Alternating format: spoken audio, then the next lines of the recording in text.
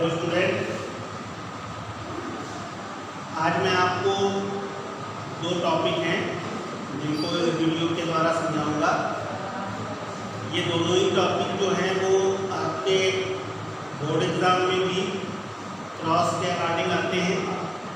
इसके अलावा इसमें जो MCQ हैं कॉम्पिटिशन एग्ज़ाम में भी ये पूछे जाते हैं।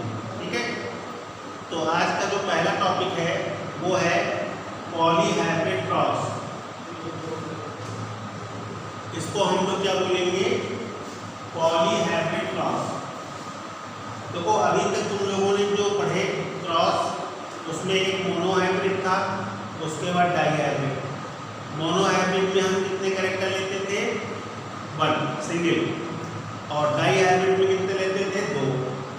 इसी तरह से अगर हम 2 से ज़्यादा कैरेक्टर यूज़ करते हैं तो और उनमें हम क्रॉस कराते हैं, तो इस प्रकार का जो क्रॉस है इसे हम पॉलीहाइब्रिड क्रॉस कहते हैं। अगर हम 3 कैरेक्टर को लेके क्रॉस करा रहे हैं तो ये ट्राईहाइब्रिड हो जाएगा।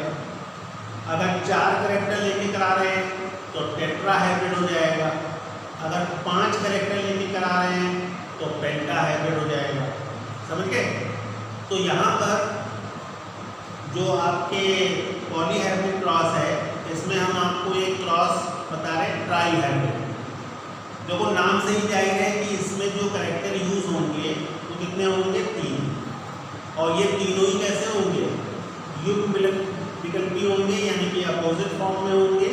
जैसे हमने डोमिनेंस कैरेक्टर लिया है राउंड येलो, ये तो सीड का शेप और कलर हो गया, और जो स्टेम की लेंथ है वो कैसी है? टॉल।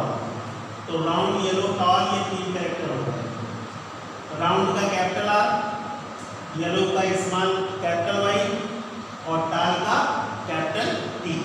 अब इसी का एलिमेंट फॉर्म अगर हम देखें अपोजिट, तो देखो राउंड का रिंकल हो जाएगा स्मॉल R, येलो का ग्रीन हो जाएगा स्मॉल Y, और टाल का डॉर्क हो जाएगा स्मॉल T। समझ गए? अब देखो इसमें प्रोसेस सेम है। जो आप लोग मोनोहाइब्रिड में कर रहे थे, जो डाईहाइब्रिड में कर रहे थे, प्रोसेस सेम है। बस कैरेक्टर ज़्यादा होने से क्या है कि थोड़ा सा ये कॉम्प्लिकेटेड है, इसको बहुत केयरफुली क्रॉस करना होता है जिससे कि इसका फिनोटाइपिक जो रेशियो है वो सही है। तो हम आपको थोड़ा सा इसके बारे में समझा देते हैं। देखो सबसे पहले हम F1 जनरेशन निकालेंगे। देखो कैपिटल R को किससे किया? स्मॉल r से, capital Y small y and capital T small t। तो capital R small r, capital Y small y और कैपिटल T स्मॉल t, ये हमारा क्लियर है। ठीक है, अब ये जो capital R capital Y capital T, इसको हम अगेन क्रॉस करेंगे। Capital R small r, capital Y small y, capital B small b। Same आपका ये पेयर बनेगा। जनरेशन कौन सी हो जाएगी? F1। और यहाँ पर मेंडल का फर्स्ट लॉ यूज होगा, डोमिनेंस कैरेक्टर लॉ। ठीक है, यानी कि कैपिटल R स्मॉल r क्या हो जाएगा? Round, capital Y small y yellow और capital B small t tall. तो ये हमारे पास फिनोटाइप जो स्ट्रक्चर है प्लांट का वो हमारा इस तरह से आएगा। ठीक है, अब हम लोग जब सेकेंड जनरेशन यानी कि F2 निकालेंगे तो आपको डाईहाइब्रिड में क्या था? पहले हम लोग को जीनोटाइप यानी कि जीन पेयरिंग करनी होगी। तो यहाँ पर भी हम लोग क्या करेंगे? जीन पेयरिंग करेंगे। देखो यहाँ पर हमारे पास जो युग्म विकल्पी पेयर है वो कितने हैं? 3। Capital R small r 1, capital Y small y 2, capital B small t 3। हमें क्या करना है? इन तीनों को एक दूसरे से क्या करना है? क्रॉस कर देना है। और क्रॉस करने के लिए मैं आपको एक सिंपल तरीका बता रहा हूँ, इस तरह से आप देखो इसको कर सकते हो। एक हम लोग 4 चैम्बर का चेकर बोर्ड बना लेंगे। 4 चैम्बर, ठीक है।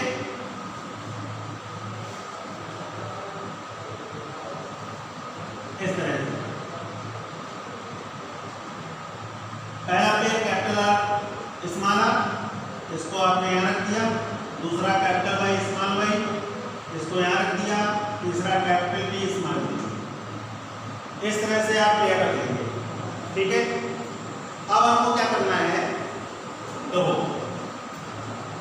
इस वाले कॉलम में कैपिटल आर कैपिटल वाई ये आपका हो जाएगा कॉमन, और फिर हम इसको कैपिटल टी और स्मॉल टी से अलग अलग क्रॉस करेंगे। Capital R capital Y capital T, फिर capital R capital Y small T. तो कैपिटल आर कैपिटल वाई का दोनों टी से क्रॉस हुआ, आपके दो पेयर बन गए। फिर हम capital R small Y capital T, capital R small Y small T, ये हमारे दो पेयर बन गए, ठीक है। अब नीचे की तरफ यहाँ पर स्मॉल आर है, तो small R capital Y capital T, small R capital Y small T, small R small Y capital T, small R small Y small T. तो टोटल हमारे पास कितने पेयर बने, 8, क्लियर है। अब चूंकि ये पेयर और ये पेयर दोनों कैसे हैं, सिमिलर है, तो सीधी सी बात है 8 पेयर जब इधर बने तो 8 पेयर इधर भी बनेंगे, क्लियर है। हमको यहाँ पर क्या करना पड़ेगा, 8 × 8 यानी कि हमको 64 चैम्बर का एक चेकर बोर्ड बनाना पड़ेगा। और चूंकि डाई हाइब्रिड क्रॉस आप लोग कर चुके हो, तो अगर आप 64 चैम्बर का एक चेकर बोर्ड बनाकर इन पेयर्स को रखकर अगर आप क्रॉस करोगे तो आपके पास जो फिनोटाइपिक रेशियो होगा, ये आपके लिए इंपॉर्टेंट है, इसको आप याद रखेंगे। ये आपका आएगा 27:9 ratio 9 ratio 9 ratio 9 ratio 3 ratio 3 ratio 3 ratio 1, ये आपका फिनोटाइपिक रेशियो आएगा। तो आप मेथड को समझ लो, 64 चैम्बर बनाइए और 64 चैम्बर बनाने पर डाई हाइब्रिड क्रॉस जैसे आपने किया था उसी तरह से आपको इन 8 जो पेयर हैं इनको आपको रखना है और क्रॉस कर देना है। जब आप इसका फिनोटाइपिक रेशियो निकालोगे तो ये रेशियो आपका ये आना चाहिए 27:9:9:9:3:3:3:3:1। अगर ये रेशियो आपका आता है तो इट मीन्स आपका क्रॉस क्या है, सही है, क्लियर, बात समझ में आ गई। दूसरी बात ये है कि इसका जो मेथड है, ये मेन चीज आपको समझना है कि कैसे हम इसका जीनोटाइप निकालेंगे। और इसमें जो रेशियो है ये आपके लिए इम्पोर्टेंट है, जो एग्जाम में आपको 1 मार्क्स के क्वेश्चन में मिलता है, समझ गए, क्लियर। तो पॉली हाइब्रिड क्रॉस में ट्राई हाइब्रिड क्रॉस जो है वो आपके सिलेबस में है और इसमें जनरली रेशियो पूछा जाता है। क्रॉस करने को तो नहीं आता है क्योंकि 64 चैम्बर होते हैं, तो 64 चैम्बर बनाने में ही बहुत टाइम लगता है। तो आप इसको एज ए होमवर्क अपने घर पर इसको कर सकते हैं और चेक कर सकते हैं कि आपका रेशियो ये आया कि नहीं आया, समझ गए, बात समझ में आ गई।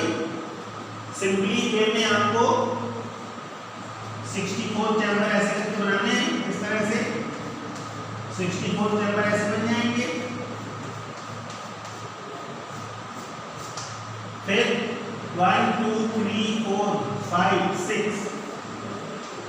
7 8, तो 8 पेयर आप यहाँ रखेंगे और उसी तरह से 8 पेयर आप साइड में रखेंगे, क्रॉस करते जाएंगे और क्रॉस करने के बाद आपका जो रेशियो है वो इस तरह से आ जाएगा। आगे सामने क्लियर है। उसके बाद देखो एक पॉइंट और है, इसको भी मैं आपको समझा दे रहा हूं। इसको हम लोग बोलते हैं पॉलीजेनिक इनहेरिटेंस।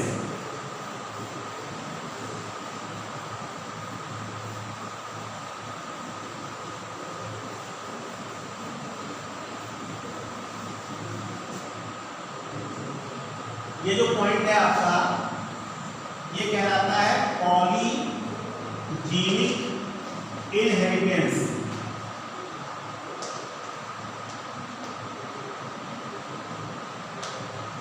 ये है पॉइंट। तो वो इनहेरिटेंस का मीन्स आपको जानते ही हैं, यानी कि जो कैरेक्टर जनरेशन है उससे कैरेक्टर का ऑफस्प्रिंग में ट्रांसफर होना। और यहाँ पर पॉइंट है पॉलीजीनिक। पॉली मतलब क्या हुआ, दो से अधिक, जीनिक मतलब जीन। तो सिंपल क्या है, अगर हम इस पॉइंट को डिफाइन करना चाहें तो क्या है, कई ऐसे कैरेक्टर होते हैं, कई ऐसे लक्षण होते हैं जिनको दो या दो से अधिक जीन क्या करते हैं, इफेक्ट करते हैं, प्रभावित करते हैं। और ये जो जीन हैं जो इन लक्षण को प्रभावित करते हैं उनको हम लोग बोलते हैं पॉलीजीन। समझ गए? कोई एक कैरेक्टर और उस कैरेक्टर को प्रभावित करने वाले दो या दो से अधिक जीन क्या कहलाते हैं, पॉलीजीन। और ये जो पॉलीजीन है इनका माता पिता से संतानों में जाना क्या कहलाता है, पॉलीजीनिक इनहेरिटेंस। आया समझ में? क्लियर है? इसमें मैं आपको एक बहुत अच्छा सा एग्जाम्पल बता रहा हूँ। देखो इसमें साइंटिस्ट नाम आता है निकोलसन एंड एले। निकोलसन एले, इन्होंने ह्यूमन बीइंग जो है, मनुष्य की जो स्किन है, त्वचा, उसके रंग पर अपने ऑब्जर्वेशन किए और इन्होंने ये बताया कि जो मनुष्य की त्वचा है, स्किन का कलर है, वो एक साथ 3 प्रकार के जीन द्वारा प्रभावी होता है। अगर ये जीन डोमिनेंस कंडीशन में होते हैं तो स्किन का कलर डार्क हो जाता है, ब्लैक। और अगर ये जीन रिसेसिव कंडीशन में है तो स्किन का कलर जो होता है वो लाइट हो जाता है, यानी कि हल्का। अब स्किन कलर को मैक्सिमम 3 जीन प्रभावित करते हैं। जैसे कि देखो, एक आपका होता है कैपिटल के, कैपिटल ई, कैपिटल सी। तो 1 जीन, 2 जीन और 3। जिस मनुष्य में इन जीन का क्वांटिटी ज़्यादा होगी उसके स्किन का कलर उतना ही क्या होगा, डार्क होगा। और जितनी क्वांटिटी कम होगी उतना ही उसका जो स्किन कलर है वो कैसा होगा, लाइट होगा, हल्का होगा। समझ गए मेरी बात? तो अगर हम ये मान लें कि किसी मनुष्य में तीनों जीन डोमिनेंस है तो ऐसी कंडीशन में ऐसे मनुष्य का जो स्किन कलर है, समझ गए, वो आपका क्या हो जाएगा, डार्क। और ये कैसा डार्क होगा, गहरा, यानी कि वेरी डार्क, बहुत काला हो जाएगा। ठीक बात समझ में? अब यही जीन अगर रिसेसिव कंडीशन में है, अगर डोमिनेंस कंडीशन में है तो ब्लैक कलर हो जाएगा बहुत ज़्यादा, यानी कि बहुत गहरा रंग होगा। ठीक है? अगर ये स्मॉल यानी कि रिसेसिव है, small A, small A, small B, small B, small C, small C, तो यहाँ पर आपका क्या हो जाएगा, वेरी लाइट। ऐसी कंडीशन में जो स्किन का कलर है वो बहुत हल्का होगा। आया समझ? तो यहाँ पर ए, बी, सी ये 3 प्रकार के जीन हैं जो एक ही कैरेक्टर को इफेक्ट करते हैं। अगर डोमिनेंस कंडीशन में जीन का परसेंटेज हाई है तो स्किन का कलर भी क्या होगा, ज़्यादा होगा, और अगर कम है तो कम होगा। ठीक बात समझ नहीं? अभी मैंने आपको पॉलीहाइब्रिड क्रॉस बताया था, ये वही वाला क्रॉस है पॉलीहाइब्रिड। अब जब हम इसको क्रॉस करेंगे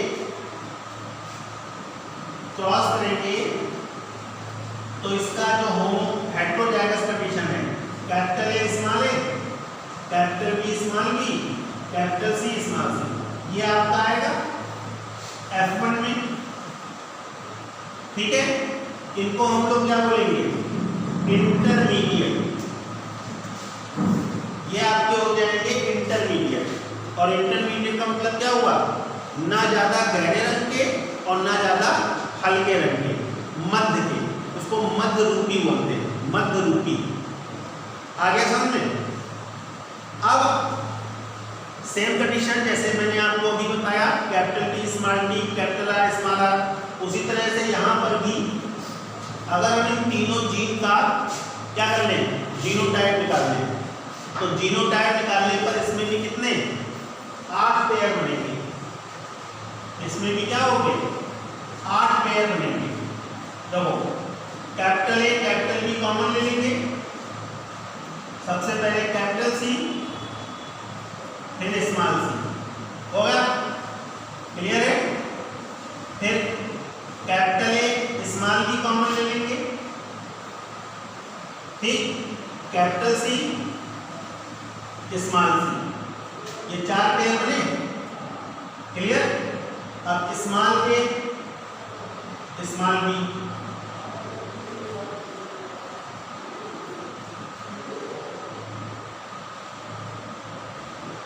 capital B small B, capital C capital B small B small C, फिर small A small B small C, और एक आपका बनेगा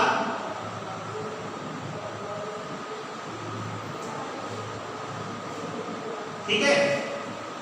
अगर आप इसको ऐसे न समझ पा रहे हो तो हम आपको चेकर बोर्ड के द्वारा भी समझा देते हैं, आप इसको चेकर बोर्ड के द्वारा भी समझ सकते हो। देखो इस तरह से चेकर बोर्ड बना लो,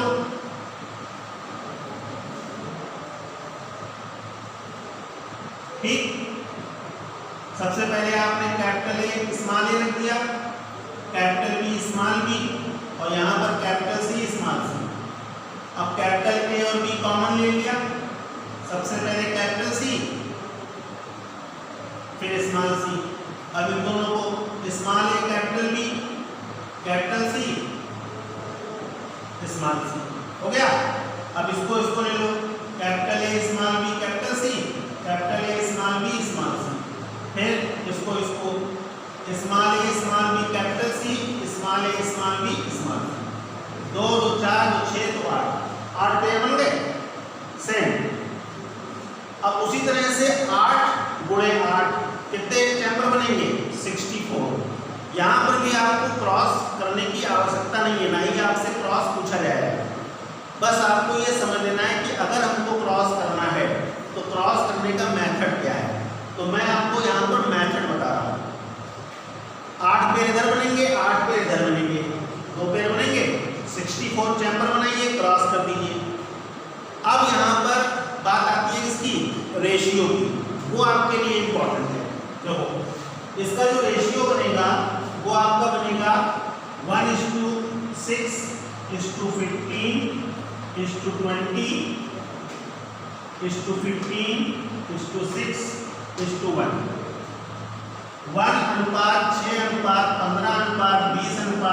15 6 1 1 2 3 4 5 6 7 फिनोटाइप आपके मिलेंगे, 7 टाइप के फिनोटाइप मिलेंगे। मतलब समझ में आया? 7 फिनोटाइप का मतलब ये है कि हम लोग अगर स्टार्टिंग करें तो यहाँ नंबर 1 क्या होगा ब्लैकिश, ब्लैकिश माने सबसे गहरे रंग का, सबसे गहरे रंग का। जैसे जैसे इसका अनुपात कम होगा,